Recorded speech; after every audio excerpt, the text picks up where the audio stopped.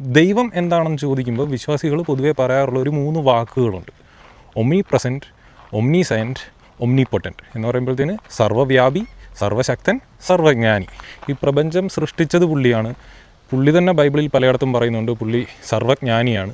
ആദ്യം മുതൽ അവസാനം വരെ വന്നതും വരാനിരിക്കുന്നതും കഴിഞ്ഞതുമായിട്ടുള്ള എല്ലാ കാര്യങ്ങളെക്കുറിച്ചും പുള്ളിക്ക് തീർച്ചയായും ഉറപ്പുണ്ട്.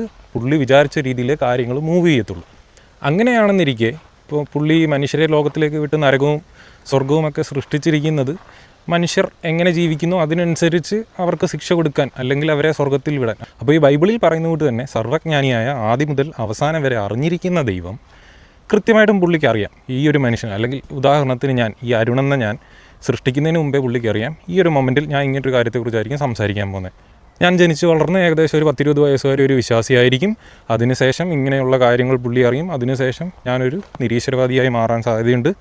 പിന്നീട് ഞാൻ ഇങ്ങനെ ജീവിക്കും, ഇങ്ങനെയുള്ള കാര്യങ്ങൾ ആളുകളിലേക്ക് പറയും, ആ രീതിയിലായിരിക്കും ജീവിക്കുന്നത്. അതിനുശേഷം ഇന്നൊരു ദിവസം ഇന്ന ഡേറ്റിൽ ഈ ഒരു സെക്കൻഡിൽ ഞാൻ മരണപ്പെടും. ഇതെല്ലാം മുൻകൂട്ടി എഴുതി വെച്ച്, അല്ലെങ്കിൽ നമ്മുടെ ഇപ്പോഴത്തെ ഒരു ഭാഷ പറയുമ്പോൾ പ്രോഗ്രാം ചെയ്ത് പുള്ളി വിട്ടിട്ടുണ്ട്. അപ്പോൾ നമ്മളൊരു സിമുലേറ്റഡ് ലൈഫ് മാത്രമാണ് ഇവിടെ ജീവിക്കുന്നത്. അപ്പോൾ ഈ ദൈവം സർവ്വജ്ഞാനിയാണെന്നുള്ള കാര്യം എനിക്ക് മനസ്സിലായപ്പോഴത്തേന് എനിക്ക് ഒരിക്കലും ഉൾക്കൊള്ളാൻ കഴിയാത്തൊരു കാര്യം, എങ്ങനെ ഞാൻ ഈ ലോകത്ത് ജീവിക്കുന്നത്, അല്ലെങ്കിൽ ഞാൻ ചെയ്യുന്നത് പല പാപങ്ങൾ എന്നിതിൽ എഴുതി, ഞാൻ പാപിയാണെന്ന് ഒരിക്കലും വിശ്വസിക്കുന്നില്ല. ഇവരെഴുതി വെച്ചിരിക്കുന്ന പാപങ്ങൾ പോലെയുള്ള കാര്യങ്ങൾ ഞാൻ ചെയ്യുന്നത് എങ്ങനെ എൻ്റെ തെറ്റായി മാറും? കാരണം സർവ്വജ്ഞാനിയായ ദൈവം എന്നെ പ്രോഗ്രാം ചെയ്ത് വിട്ടിരിക്കുന്നത് ഇങ്ങനെയാണ്. ഇപ്പോൾ നമുക്കൊരു സിനിമ തന്നെ ഉദാഹരണമായിട്ട് എടുക്കാം. എൻ്റെ കഥയാണ് നടക്കുന്നത്.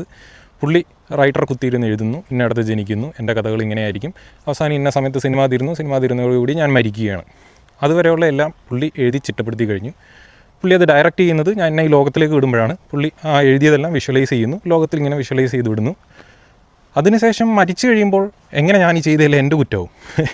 ഈ റൈറ്റർ എഴുതിയ രീതിയിലല്ലേ, ഒരു ആക്ടറാണല്ലോ ഞാനതിലെ ആക്ടറാകുമ്പോൾ എങ്ങനെ ഞാൻ ഈ ചെയ്തതല്ല എൻ്റെ കുറ്റവും? റൈറ്റർ എഴുതിയത് ഡയറക്റ്റ് ചെയ്ത രീതിയിൽ അഭിനയിക്കാൻ മാത്രമാണ് എൻ്റെ ചുമതല. അപ്പം സൃഷ്ടിപ്പ് പുള്ളിയുടെ ആണെന്നിരിക്കെ പക്ഷേ ചെയ്ത ചെയ്തികൾക്കെല്ലാം ഞാൻ എങ്ങനെ ഉത്തരവാദിയാകും? അപ്പോൾ ഈ ഒരു ചോദ്യം എന്നെ വല്ലാതെ കുഴപ്പിച്ചൊരു സാധനമാണ്. ഒന്നെങ്കിൽ ദൈവം സർവ്വശക്തനായിരിക്കണം, സർവ്വജ്ഞാനിയായിരിക്കണം. അങ്ങനെയാണെങ്കിൽ പുള്ളിക്കെല്ലാം അറിയാം. പുള്ളിക്കെല്ലാം അറിയത്തില്ലെങ്കിൽ പുള്ളിക്ക് ദൈവമാകാനുള്ള യോഗ്യതയില്ല.